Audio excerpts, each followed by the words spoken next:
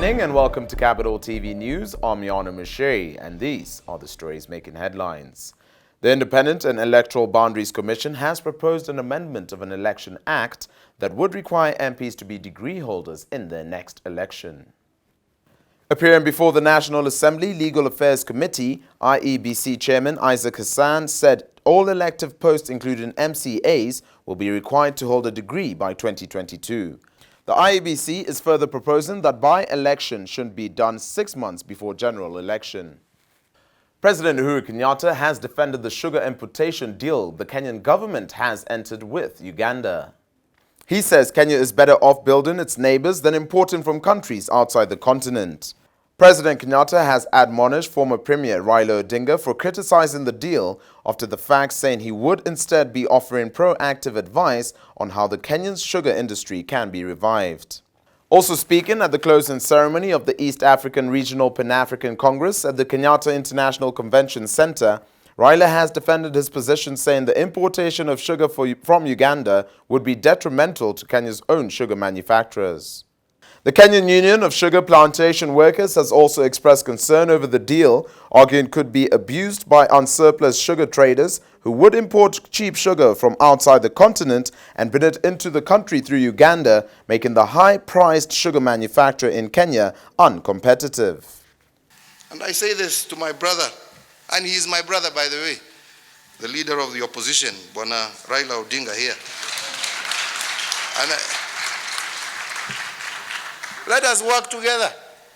If you want to accuse me of something, do it. You are free. But correct me where I'm going wrong and say this is what I should be doing, not taking me back. You know, because when you say that I went to talk about bringing cheap sugar into Kenya, which cheap sugar? Where do you want us to get our shortfall from? I would rather get it from Uganda than from Brazil. I mean, it is logical. And who says it is cheap? Let us work to strengthen our own in this region. And in other news, Deputy President William Ruto says public awareness on genetically modified organisms needs to be carried out.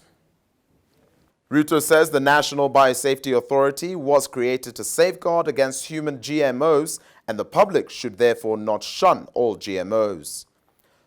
The authority has, for example, been carrying out research on a genetically modified cotton crop it says will release increased yield. GMO foods are currently banned in the country over health concerns, but the cabinet is considering a lift after the research findings linking genetically modified foods to cancer were recently called into question. We would lose the opportunity to develop early maturing, drought-resistant, high-yielding varieties of maize, of cotton, of other products that would help us tackle the challenges that face our society. And in business, Safaricom Foundation has launched a revolving fund targeting youth with no access to microcredit.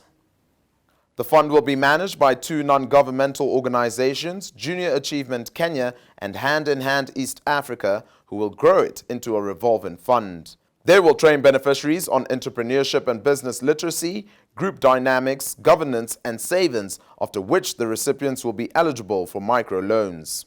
Safaricom Foundation Chairman Joseph Agutu says lack of capital is a huge factor that limits young people from starting small and medium enterprises.